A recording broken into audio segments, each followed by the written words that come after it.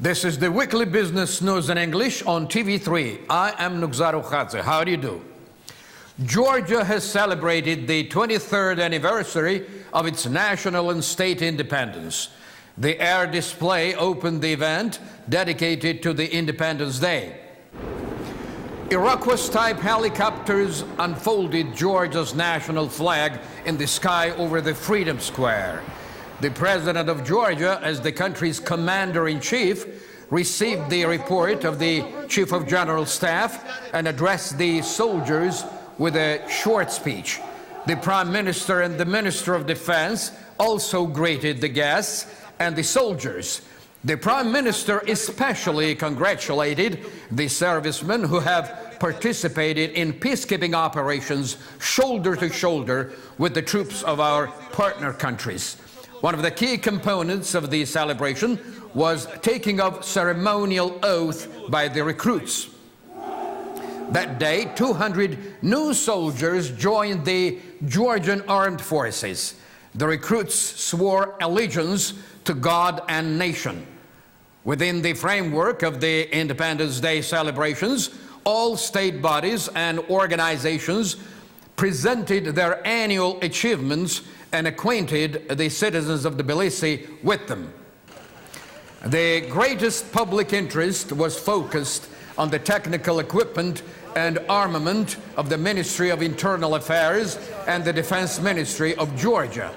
Apart from Tbilisi, 11 other self-governing cities and towns of the country celebrated the Independence Day of Georgia. The President of Georgia awarded 12 servicemen with the second and third degree orders of Vakhtang Gorgasali for military valor. At the same time, President Margvelashvili handed awards to family members of Georgian servicemen who have fallen in various peacekeeping operations. Although Georgia celebrated the 23rd anniversary of its independence, it all began considerably earlier. On May the 26th of 1918, on Sunday at 10 minutes after 5, in the former palace of Viceroy, located on the Golovin Avenue of Tiflis, the present-day Rustaveli Avenue of Tbilisi, Georgia was officially proclaimed an independent republic. That day, the members of the National Council, headed by Noe Jordania, unanimously adopted the Act of Independence of Georgia. In the act, they incorporated the main principles of further development of the country, which read as follows. 1. As of now, people of Georgia are a medium of the notion of sovereignty, while Georgia is an independent state. 2. Political structure of independent Georgia is a democratic republic. 3. In all international wars, Georgia always remains a neutral state. 4. Within its boundaries, the Democratic Republic of Georgia equally ensures civil and political rights of all citizens, regardless of their nationality, faith, social position, and gender. During the short span of its independence, the country's administration managed to implement some important reforms. It established Georgia's state borders. The Georgian language was proclaimed the state language of the country. The authorities carried out a judicial reform and created a regular national army. However, in February of 1921, the 11th, 9th, the 3rd, and the 13th Russian armies, cavalries of Bolshevik generals Budyonny and Zhlob, attacked Georgia from different sides. At that time, the already forcefully Sovietized Armenia and Azerbaijan were unable to help our country. Georgia, left without its allies, could not stop the Russian troops. In spite of desperate resistance of Georgian cadets, on February the 25th of 1921, Russian troops entered Tbilisi and Georgia was proclaimed a Soviet republic. The country's legitimate government left Georgia via Batumi and immigrated to France. 68 years after Russia had annexed the country, a national movement unfolded in Georgia. The National Liberation Movement demanded independence of the country. Along with other leaders, the National Liberation Movement was headed by Merab Kostava and Zviad Gamsakhurdia, the first president of Georgia. Russian troops ended the numerous rallies that started in April of 1989. On April the 9th of 1989, the operation of Russian Special Task Force units resulted in ruthless bloodshed. That was the blood of the unarmed rally participants, the Georgian women and children. Contrary to the expectations of the leaders of the Soviet Empire, that event triggered even greater intensification of Georgian National Liberation Movement, which led to the collapse of Soviet rule. The souls of the martyrs of April the 9th are watching us from above and are filled with joy, since their will and will of Georgian nation has been accomplished. Long live independent Georgia. On April the 9th of 1991, Zviad Gamsakhurdia, at that time chairman of the Supreme Council of Georgia, announced the restoration of Georgia's independence. On June the 27th, Georgia is scheduled to sign the agreement on association with European Union.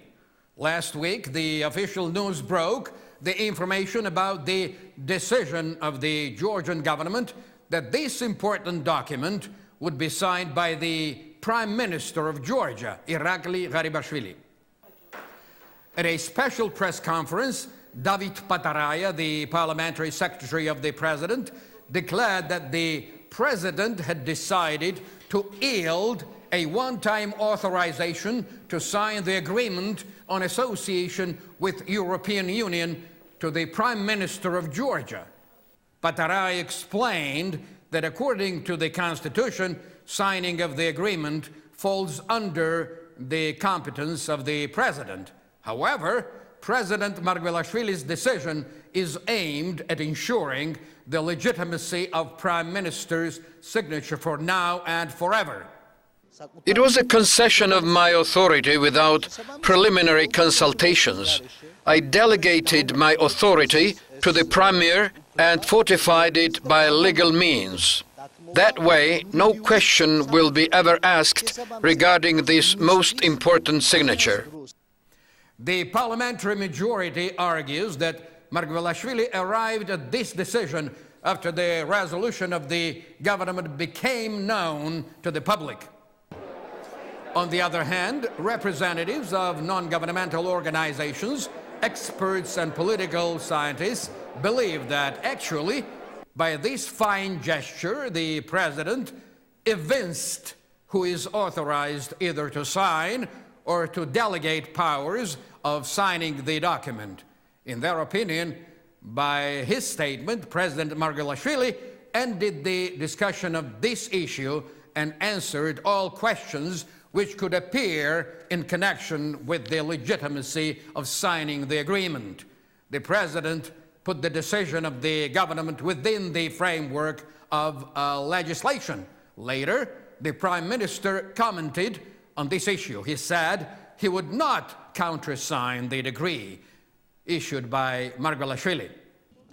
I don't need any counter-signature. We are doing what is written in the Constitution. I have a proper authority for signing this agreement.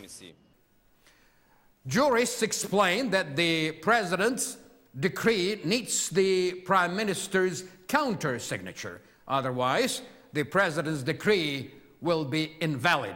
Till now, the composition of Georgian delegation, which will arrive in Brussels on June the 27th, is not known.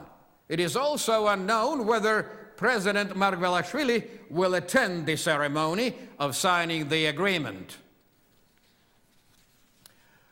We are ready to implement our European integration priorities successfully in order to build our future European family together with the European Union, Georgia's Prime Minister Irakli Garibashvili declared at the briefing that was attended by the Chancellor of Germany, Prime Ministers of Ukraine and Moldova, and himself the Prime Minister of Georgia. In his words, Georgia achieved considerable progress in the field of Eastern Partnership. On June the 27th, we are scheduled to sign the Agreement on Association with the European Union, the Agreement on Association to the Action Plan to Europeanize our countries, Garibashvili said. On her part, Chancellor Merkel wished success to Georgia, Ukraine and Moldova on their road to European integration.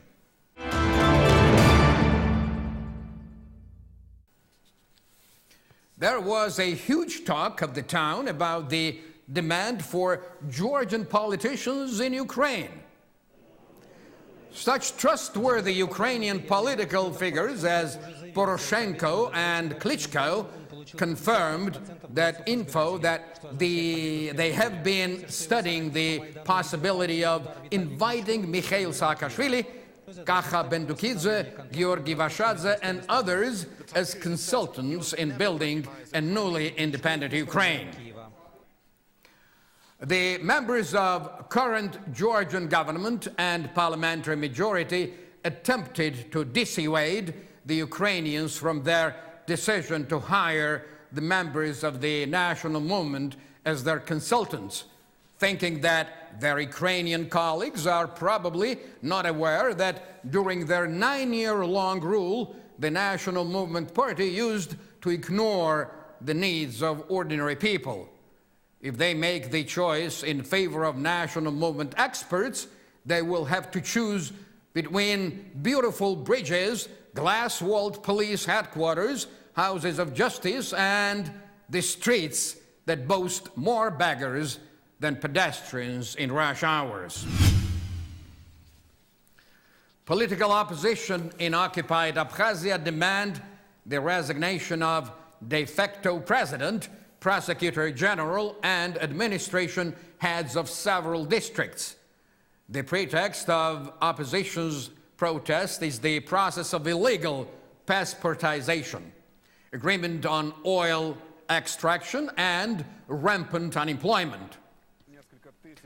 At the meeting with de facto president UNCVAB, the organizers of protest rallies demanded deportation of those Georgian nationals who allegedly are the owners of illegal passports. According to the Interfax news agency, UNCVAB agreed on the demand of his resignation, but later Nugzar Ashuba, chairman of Security Council, denied this information. At the same time, Raul Hajimba, one of the leaders of the opposition, declared that the Council of Opposition Parties undertakes to set up an administrative board of the Republic, which will form all governing structures. Meanwhile, UNCVAB told the reporters of local television that he stays in the office, and together with the Security Council, he is examining different variants of development of current events. According to Ministry of Displaced Persons, Resettlement and Refugees, they plan to arrange 23 graves at the Digomi Bed of Honor. There, supposedly, 23 bodies of our Abkhaz compatriots will be temporarily buried. The employees of the ministry say that their bodies will be identified and handed over to Abkhazia. Same was done regarding the bodies of Georgian soldiers who were buried at the burial ground of Babushera. Their bodies were handed to the Georgian side and buried in Tbilisi.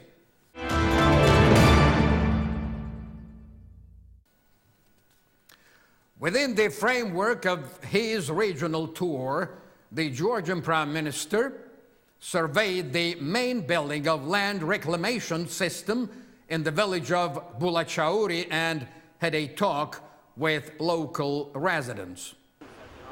Irakli Garibashvili heard out the problems of locals and promised to help them. The premier inspected the irrigation system, whose rehabilitation began last year. At present, the irrigation system of Saguramo is completely restored. The rehabilitated irrigation canal will serve the villages of the Tsketa and Dusheti regions. It will water about 1,200 hectares of land. The ferroconcrete cross ties plant is planning to implement 3 new projects.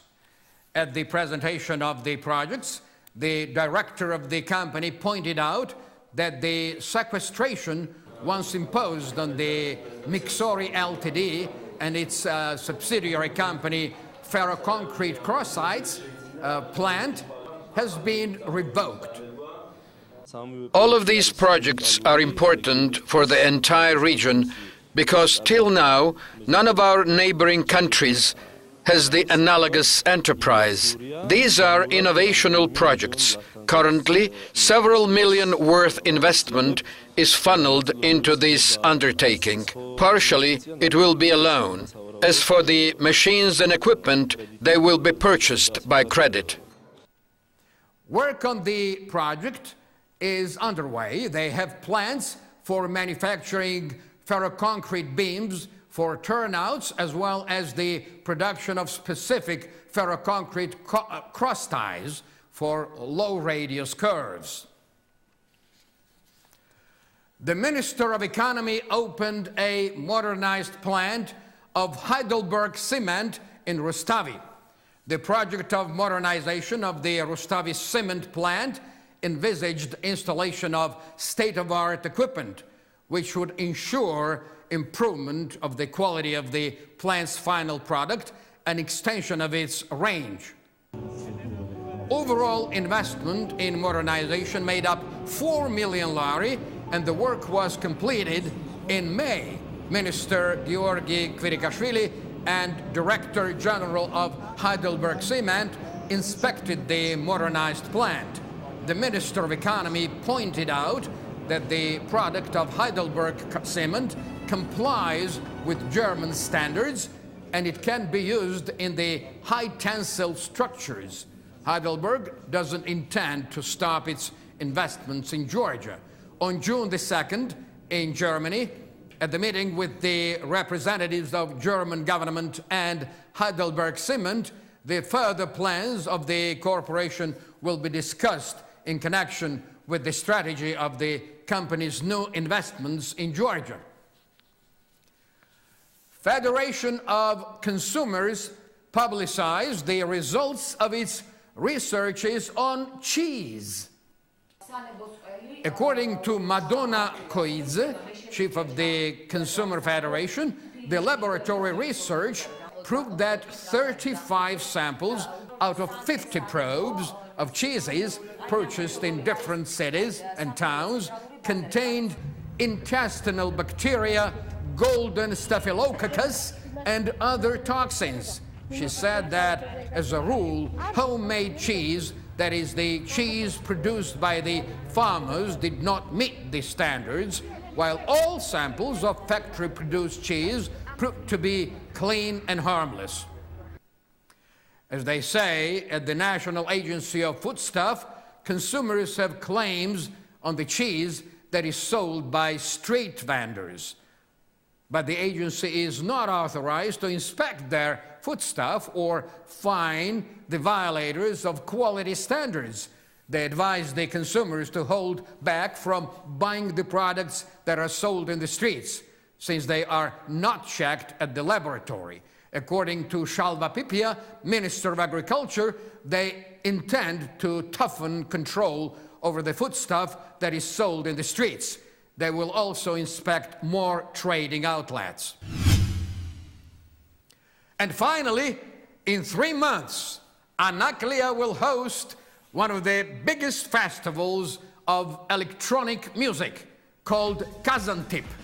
The Kazantip, also known simply as Z, is an electronic dance music festival taking place every year since 1992 on the Crimean Peninsula. At present, we're looking for the places where we can accommodate the guests of Kazantip Festival. At the same time, we participate in the business forum, after which we will discuss the organizational issues. Anaklia has great potential for organizing such festivals. I would like to tell you that in connection with the Day of Independence, Georgian girls can attend the festival free of charge. The 1914 Kazantip will be held in Anaklia, Georgia, the Black Sea resort, which will host about 150,000 guests. Persons willing to visit Anaklia can purchase visa for $203 at the official website. However, there are lucky people who can attend the Kazantip free of charge. Georgi Sigua, chairman of National Agency of Tourism, says that it is the first festival of this scale, which is scheduled to take place in Georgia. Currently, the organizational group of the festival is looking for the place where a special town for the guests of the festival will be built, because at present Anaklia is not ready to receive 150,000 guests. According to the statistics, an expense of a guest of the festival is about $3,000. Naturally, all residents of that region welcome such benefit to its economy. During the period of over 20 years, the international festival electronic music used to take place in the Crimea, Ukraine. The organizers of the Kazantip decided to hold the festival in Anaklia after Russia invaded the Crimean Peninsula. Well, that's all this morning. You are watching the weekly business news in English on Channel 3 of the Georgian television. Thank you very much for being with us. I am Nugzaru Khadze. I will see you again next Saturday morning at exactly 11 a.m. right here on TV3. Until then, have a beautiful week.